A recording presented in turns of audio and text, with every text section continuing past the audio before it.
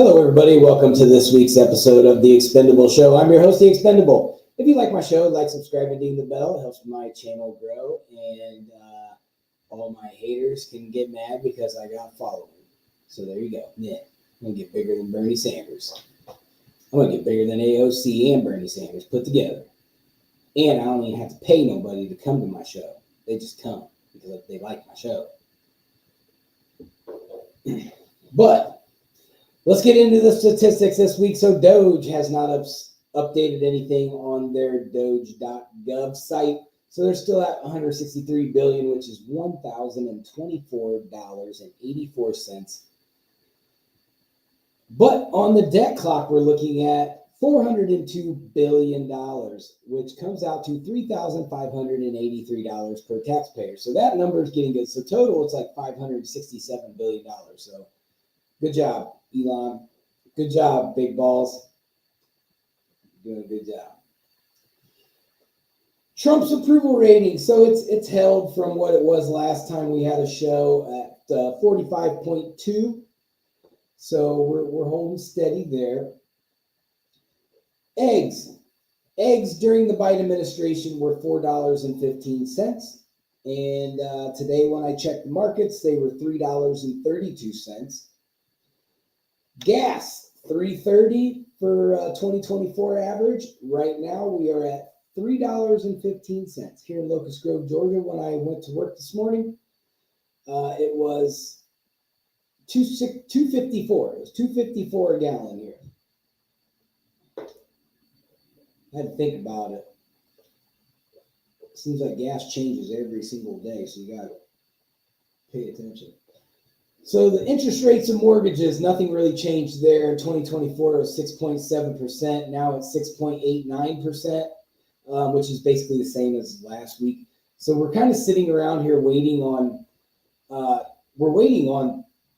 the Fed to do something.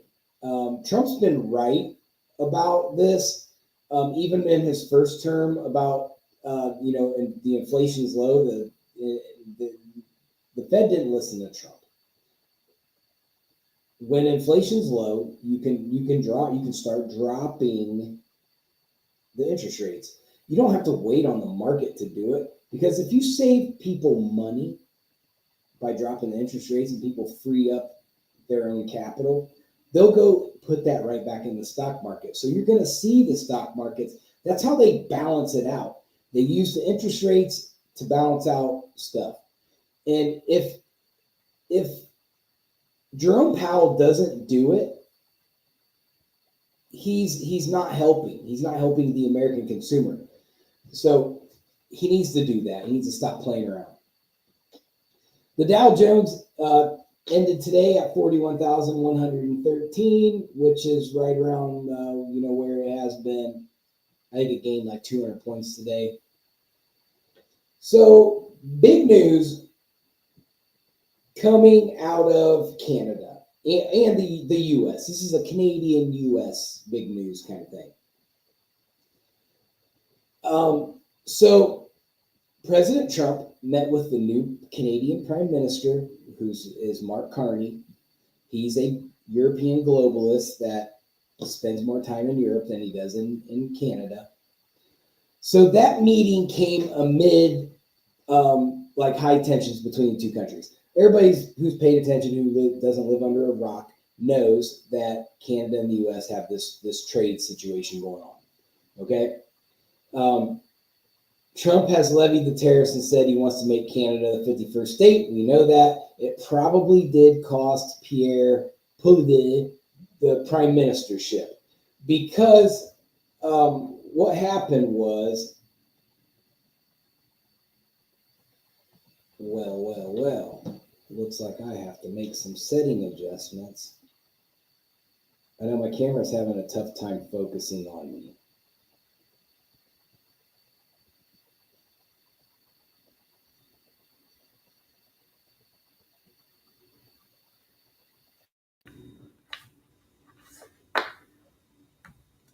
Okay, so that should solve the problem, hopefully. Sometimes when I make adjustments, my mic just goes away, and it's annoying. It's annoying how my microphone just like it'll go to a default, which is the microphone in my camera, which the sound and that audio in that is horrid. So hopefully I got at least the microphone fixed. I just have to wait on the camera to decide to focus, because it's supposed to do it on its own. That's why I bought it, because it focuses. All right.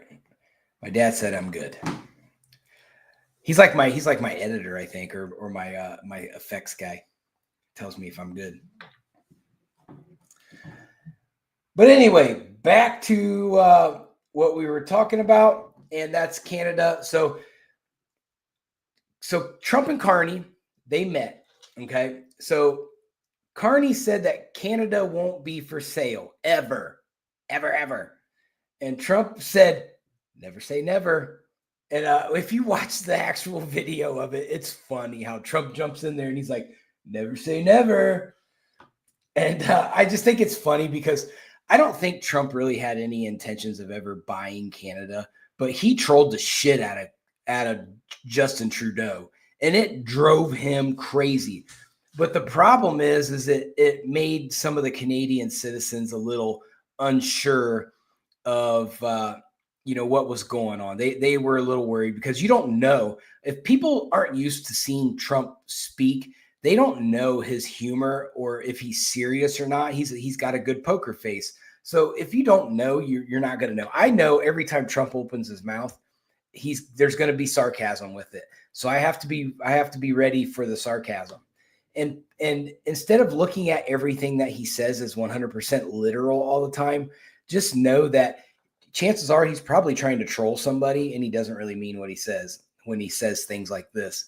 Or he's just being a smartass. That's what Trump does. But the liberals have yet to figure that out. They take every single thing he says as it is. He means it. Which there's certain things he does mean, and there's certain things that, just like with the Trump 2028 thing, Trump said, there's no way I can run for president again. Okay. But the liberals are like, oh my God, he's going to try an authoritarian regime. Okay. Calm down, guys. I know you guys are wound really tight, but calm down. So Trump imposed a 25% tariff on steel and aluminum and tariffs on other products outside of the United States, Mexico, Canada agreement. In some cases, he did it to address relatively low volumes of fentanyl intercepted at the border between the two countries. So he's saying that Trump is saying there is more fentanyl coming across the Canadian border than what Canada is catching. And Canada saying, no, there's just not that much fentanyl coming across the border. But I would be willing to bet that Trump's intelligence on that is going to be better than Canada's. So, I mean, Canada's not really known for a great like intelligence community. Let's say that. They usually depend on everybody else to tell them what's going on. So there's that, and I believe that Trump is he's in the right with that. I do think that both of our border countries need to step up their game. I mean, we have seen Mexico cooperate a lot more, but Canada's basically done very little to curb this. And I don't know, honestly, I don't know how much longer that Canada's going to be able to sustain this little battle they got going on. I think Carney's got to come in and he's got to, be tough for a minute, but then we're going to see this deal get worked out because Carney's not stupid. He understands, because he's a globalist idiot. He does understand that in order for Canada to start to build their GDP, they have to cooperate with the United States. We are the biggest consumers in the world. We hold the Trump card, no pun intended. We hold the Trump card on every country because every country depends on us greedy Americans that are richer than everybody else to buy all the stupid little trinkets and shit that they make. And like the silk sheets and, all these luxury things that come from other countries, they depend on us to buy them. They depend on us to buy their cheap car parts. They depend on us for everything. So if we stop and just cut it off and say, hey, Canada, sorry, but we don't need your lumber anymore. We don't need your oil anymore. We don't need none of that. Fend for yourself. Go find other customers. Canada will fall apart in a week because they depend on us to sustain their economy. We don't depend on Canada to sustain our economy. We've got plenty of resources that we do. So it's a lot of these liberals don't understand that. They think, oh yeah, well, Trump's just being a bully. No, Trump is setting the trade deficit correct. He's correcting that. So everybody just calm down, and eventually Canada will cave, and then we'll have a good trade policy between the United States and Canada. That's what's going to happen. So everybody calm down.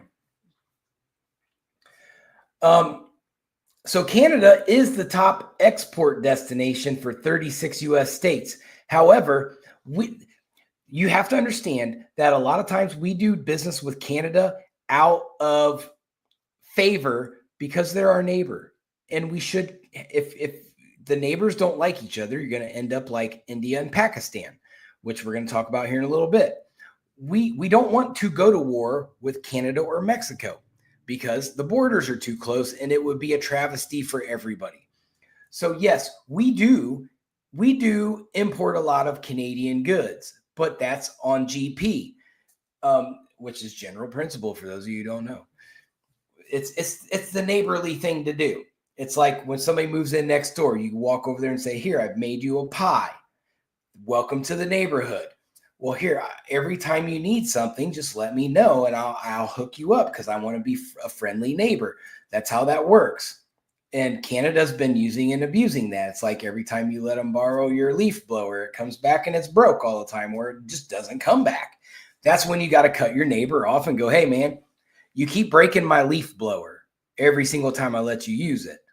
So I'm not going to let you use it until you can decide to take care of my stuff. Like, I don't mind that you borrow my stuff, but you got to stop breaking it. So that's the only metaphor that I can come up with to help everybody kind of understand that Canada-United States tariff situation. Eventually it's gonna work itself out, and you just got to let it happen. But nearly $3.6 billion, well, Canadian dollars, let's get it right. 3.6 billion Canadian dollars, which is 2.7 billion US dollars worth of goods and services cross the border each day. So that's about 60% of the U.S. crude oil imports are from Canada, which isn't going to last very long. He's going to upend those totals. And 85% of U.S. electricity imports are from Canada, which I thought it was quite ironic that when Canada said they were going to cut off the electricity, and I think they did, but it didn't affect anything.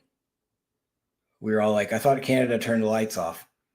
Canada's going, we got you, America. And everybody's going, what did you do? We didn't notice. So Canada is also the largest foreign supplier of steel, aluminum, uranium to the U.S. and has 34 critical minerals and metals that the Pentagon is eager for and investing in for national security. Canada is one of the most trade-dependent countries in the world. 77% of Canada's exports go to the U.S. 77% of Canada's exports go to the U.S. So Canada, if you want to screw us over, we can cripple your economy. 77% is a lot. That means you can only run your country off of 23% of your exports. That's not enough. You need us. That's the whole point. Canada, Mark Carney and Trudeau, they're going to walk you right off the cliff. You guys should be begging them to make a deal with Trump.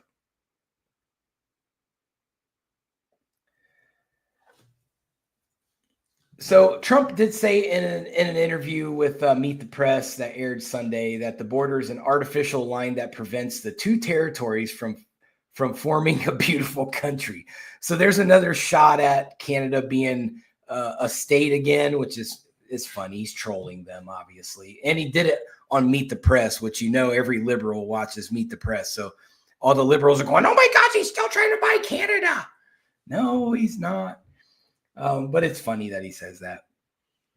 And Carney said, As you know from real estate, there are some places that are never for sale, like the White House and Buckingham Palace. And Canada is another one of those places you can't buy. Okay, we'll see about that. But Trump is not going to buy Canada. Canada is probably more of a risk of having their people overthrow their parliament first.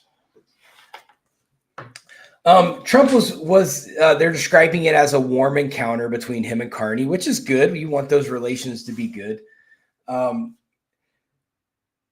Trump even went on to say that Canada chose a very talented person. He's a very good person. He also went on to say that this is not going to be like what we had with the other little blow up with some other person. And he's talking about Zelensky, how bad that went. So he's saying that, hey, this was better than my meeting with Zelensky, which doesn't say much because Zelensky was a complete disaster. Earlier on Tuesday is when Trump posted on social media, probably Truth Social. I would imagine it doesn't say it in my information that I pulled today. But Trump said that the United States didn't need anything from its northern neighbor. He's right. We don't. You know, for the stuff that Canada has that we don't have, there's other countries in the world that would love us to buy their stuff. And we forget that as people and as Americans that if Walmart's prices are too high, I'm going to go to Target or Meijer or somewhere like that and see if their prices are lower. It's called shopping around. I want to say something, but then I'll just be a sexist or something. But every woman who shops knows this because they all do it. They bargain shop. We have the ability. Canada's lucky that we don't go out and bargain shop, because if Canada would have to lower their prices to get us to come back. It's supply and demand. It's the open market. It's the free open market. Whoever has the best price with the highest quality product is going to win. It's very simple. So if Canada wants to be like that, then modern day economics is going to come into play, and they're not going to like it. So Carney stressed that he was elected specifically to stand up to the U.S. president, and that Canada is in a once-in-a-lifetime crisis because no president's ever put Canada in their place before. So they don't know what to do. And Canada's not really quick to get to the war on anything. So they're kind of like the little brother that everybody's like, hey, just go over there. We know you don't really have any resources to provide to this because your military is not very big and you don't really have a lot of cool toys to help us with. So that's kind of how that goes. Now, so look, it's yet to be seen what's going to happen out of that meeting. Are they going to meet again? Are they going to start trade negotiations? So we'll wait and see what happens with that. Hopefully Carney's smart enough to go, let's get some kind of deal done. They're going to be the right thing to do for Canada. It's going to be the right thing to do for America. Now, Carney did make some changes just this week. That you are no longer allowed to have tinted windows in your car. May or may not be a big deal. I like tinted windows, but can't have them in Canada. You also cannot have a lifted automobile, specifically trucks, that are above what they came at in the factory. So you can't be a old boy redneck Canadian and have a jacked up truck because you live back in the woods. Nope. No more jacked up trucks. No more lift kits. He's also ordered that Canada will start phasing out of all automobiles made before 2000. So if you like classic cars, which I'm a classic car fan, I don't own one, but I like them. Done and over with, they pollute too much. There's too much carbon emissions. So get used to your robot cars because that's what you're about to have. He's also promising kind of like what England does. Hello, Jenny Lynn. So Jenny Lynn, my number one fan, she sent me my little book holder today. So now my book can stand up right now. I have to lean it up against the wall. I don't know why I didn't think of that a long time ago. Like, hey, buy a book stand. I didn't do it. But she also sent me this nice little book stand holder that says that I'm a difference maker. I think Jenny Lynn's just really good for my ego. If Shauna was here, she would say the same thing. She would say, stop enabling him. But Jenny Lynn also knows that I love gummy bears. So she sent me a big bag of gummy bears. So I'm super excited about that. I'm probably going to gain 5 pounds tonight because I'm going to eat 10 bags of gummy bears.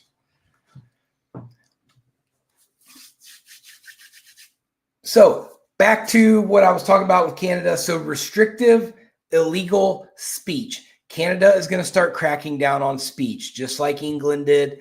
They're going to go and say, well, if your speech isn't, if you're not being super appropriate, or if you're speaking out against the government or speaking out against the DEI things, we will prosecute you.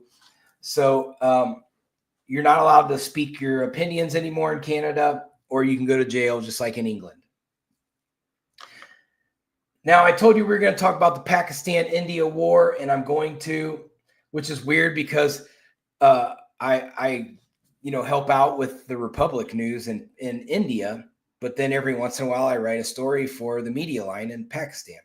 So the two, they're going at it right now. Things are getting ready to heat up over there. It's unfortunate. I don't want it to happen. Trump doesn't want it to happen, but let's talk about it. So India launched missiles against at least 9 sites that were terrorist attacks, 4 terrorist attacks that were against India that have been planned. So we'll get into the nitty gritty of it. So Pakistan's military reported that strikes killed at least 26 people. So 26 people, India killed 26 people. There's Pakistan saying, including women and children, and claimed the strikes amounted to an act of war. Perhaps. Let's read on further. We don't really know the facts until we go through the facts, because that's what we do. We'll get both sides of the story, which I did. So Trump made a statement after these strikes that India did on Pakistan. He said, "Oh, it's so terrible. My position is I get along with you both. I know both very well, and I want to see them work it out. I want to see them stop, and hopefully they can stop now. They've got a bit of a tit for tat going on, so hopefully they can stop now. They both got each other. Hopefully they can stop.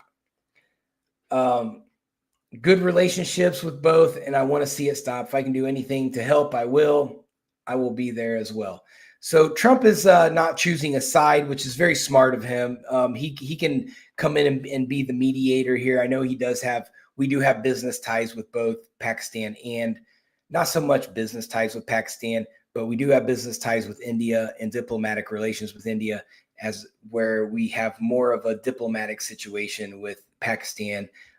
They like to provide us with information sometimes, and that's valuable. Sometimes they don't, but sometimes they do. Tensions between India and Pakistan escalated in April after a gunman killed 26 people who were primarily Indian Hindi tourists in the India-controlled portion of Kashmir. So Kashmir is cut in half, for those of you who don't know. There's a border that goes right through Kashmir. So there's tensions always there because there's 2 different religions there. There are Muslims there and there are Hindus, and the Muslims and Hindus generally do not get along.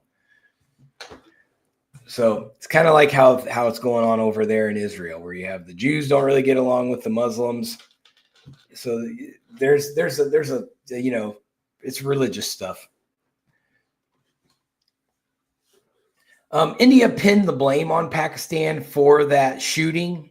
They said a militant group that India claims affiliated with the Pakistani militant group ultimately claimed responsibility for the attack. So basically, they took their intelligence, traced it back, said, "Hey, it goes back to a Pakistani militant group, which goes back to the government of Pakistan." After India's Wednesday strikes, which was today, Pakistan said it shot down, or this might have been last Wednesday, but Pakistan has shot down 5 Indian fighter jets. I haven't seen any confirmation that actually happened, but it seems that it may have. And they're saying that them doing that is justified since India, had an airstrike on them. Pakistan has every right to get, and this is what Pakistani Prime Minister Shehbaz Sharif said.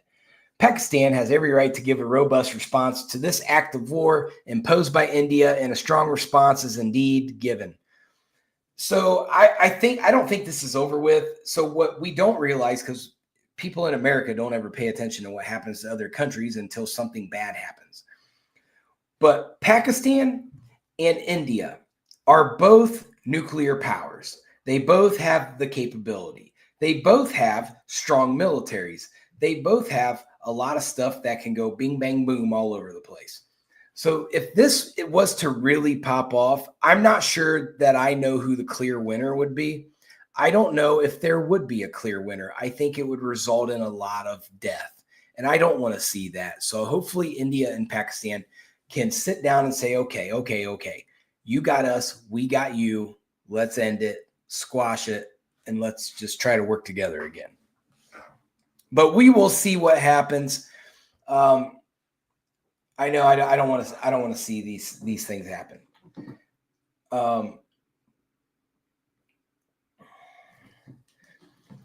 So another thing that I want to talk about today is anti-Israel protest on college campuses, because it's happening again. So over 100 masked anti-Israel protesters have taken over the Butler Library at Columbia University once again in New York City. Jenny Lynn, you probably seen it from your front yard. After storming into the building and pushing past campus security as students prepare for finals. So here's my take, and I've got a lot more information to share, but my take on these protesters, an American, you have the constitutional right to protest. Now, generally what happens is, if you want to protest, you go apply for a permit that allows you to protest. They're generally going to tell you, you can go ahead and protest. Here's your permit. Just try to, keep it in your plan. They'll make you have like a plan, and I think it was in 2001, I think, or 2000, up by where I'm from.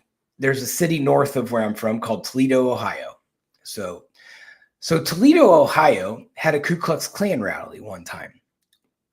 So the Ku Klux Klan mapped out their little march that they wanted to do, and they did it in the hood of Toledo. So the Ku Klux Klan had the constitutional right to protest, to march, and the city of Toledo had to allow them to exercise their constitutional right, even though it was deemed to be hateful and potentially triggering. And the Ku Klux Klan had every intention on causing a problem that day. It was a fact. They wanted to walk down there and get attacked by the inner city community just so they can get on TV and go, see, I told you so. But there's not a lot that anybody can do for that, because the Ku Klux Klan uses and abuses their ability to protest. And, they target these areas all the time. I think it's wrong, but you can't stop it because it's they're protected, they're constitutional protections. So this is what basically my question is how are these people just walking into a college campus and protesting without a permit, without asking the school for permission? There should be those things in place. Now, Colombia has been notorious for this, where in the past, when this whole thing first started, this whole free Palestine thing, they've been allowing it. They've been kind of enabling it, like turning their head and going, "Oh, nothing to see here." But in reality, they're terrorizing the students there, whether they're Jewish students or Catholic students, or these students are getting terrorized. And I'm going to tell you right now, if I'm a parent and my child goes to Columbia University and these are going on, and my bank account is paying for that Columbia education, I want those people out of there as fast as possible, because I'm not paying and investing into my child's education for them to turn into morons. So I want them in class with their nose in books, studying, not worrying about, well, I can't go to the library now because these idiots want to be in here and act the fool. I don't care about your protesting. Go protest. Me personally, I think protesting is for the weak. But that's my opinion. I'm allowed to have that opinion. We're in America. Go protest. But don't disrupt everybody and their mom just because you want to play dress up and go walk down the street and try to attract attention because you had a tough time getting attention from your parents when you were kids. Because they were too engulfed into their own success to pay attention to their kids. So this is how you get back at them. Well, I'm going to go bang a drum and say free, free Palestine 1 billion times. It's not going to make your parents love you anymore, just so you know. It's still over with. So non-protesting students spoke to Fox News, and that they were forced to stop studying for finals because it's finals week, and leave the library.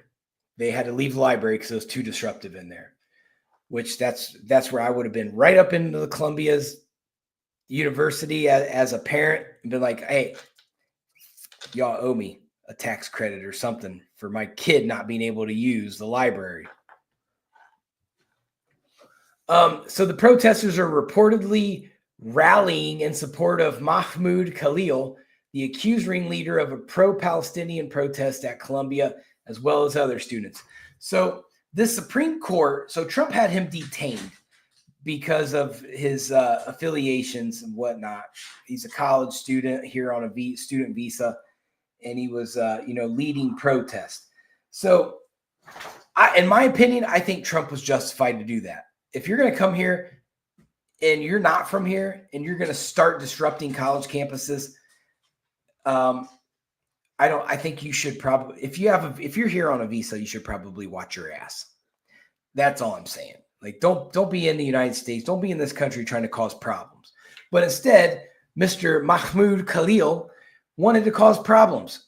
Well, he was able to get a judge to let him out of detention. So this judge, by ruling this, has enabled this university to erupt again. Because now they know that they've shown these kids, like, hey, there's going to be absolutely no repercussions for your actions. There's going to be no consequences for these protests. And, I'm watching the video. They flooded the library. There's standing room only. And they're in there just taking over.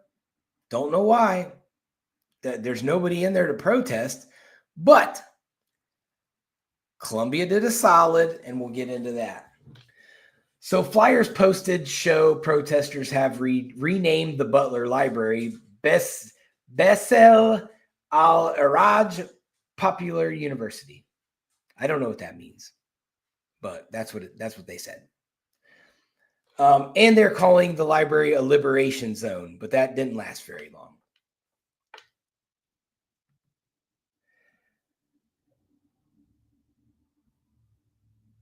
Students at Columbia said that the protesters climbed on desks and chanted Free Palestine while demanding that the Ivy League school divest from Israel.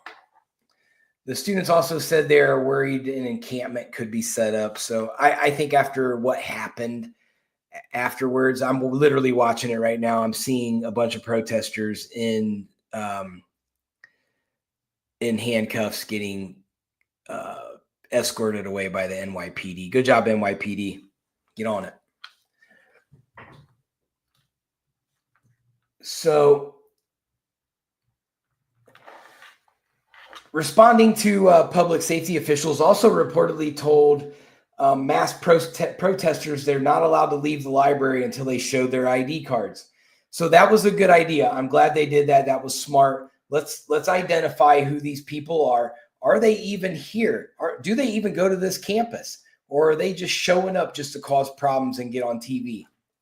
So it'll be interesting to see how many of these people that were there were actually students of Columbia. I would be willing to bet not many of them. These guys are paid to do this. I'd put money on it. In a statement on Wednesday, a Columbia University spokesman said the disruption on campus will not be tolerated. And when I first started looking into this, I thought, yeah, whatever, Columbia. You guys say stuff like this all the time, but you ain't really about that life. But then I turn on the news and they've got the NYPD in there cleaning house. So kudos to you. You're getting it right, Columbia, but we'll see. Oh, wait, what happened? Oh, Columbia came under intense scrutiny over the rise of anti-Semitism on campus, with Trump canceling $400 million in grants to the university in March. So maybe that's something to do with the money they weren't getting there for a while.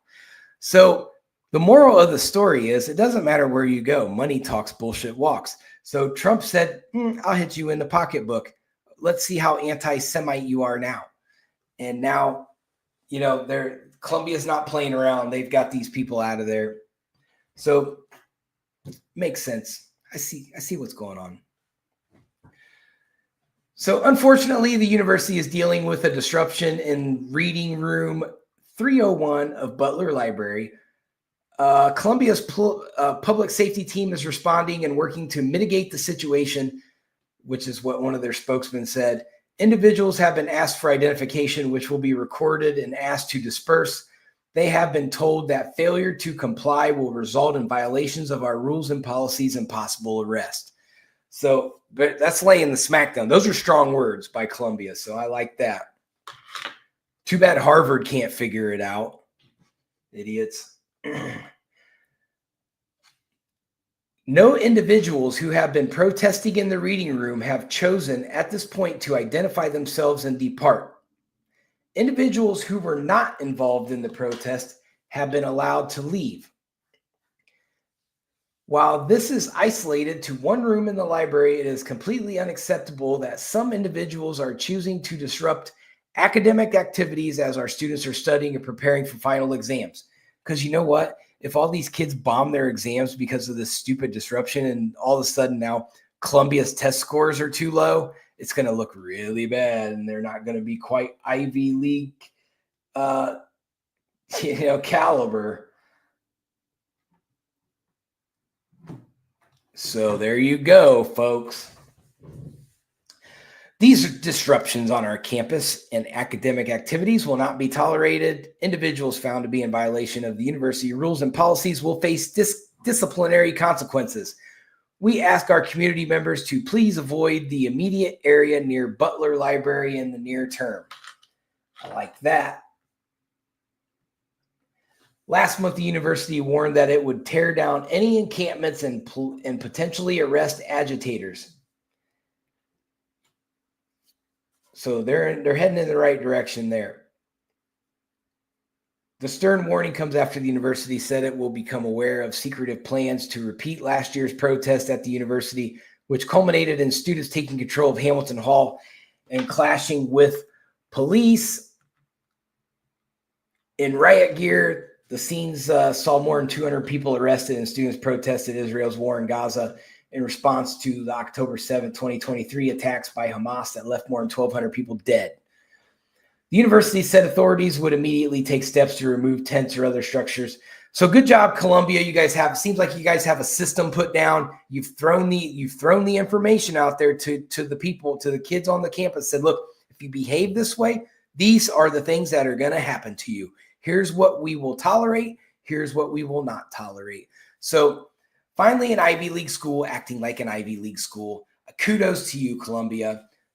It's too bad that you had to force out your failed dean or president, whatever his title was, that was enabling this behavior before. So it sounds like you guys have the right leadership in there that at least is responding to the cancelization of grants and federal funding. So I'm happy with that. I don't have anything to complain about with Columbia. They kicked ass and took names and let the NYPD do their job. But that is all the show that I have for us today. Kind of just circumstantial events today. It looks like there could be some things brewing up in the world. So we're going to keep an eye on that. I don't think India and Pakistan's done. I think that's going to turn into a whole thing. I pray that it doesn't, but I have a very, very bad feeling that it's going to. My spidey senses are going crazy. I got spidey senses that are Pakistani, and I've got some spidey senses that are Indian, and they're going crazy. So everybody be safe out there. Know where your kids are at. Man, put the tablets down. Go yank the phones and the tablets out of your kids' hands and go take them outside and let them get some fresh air. They don't have to live on AI systems.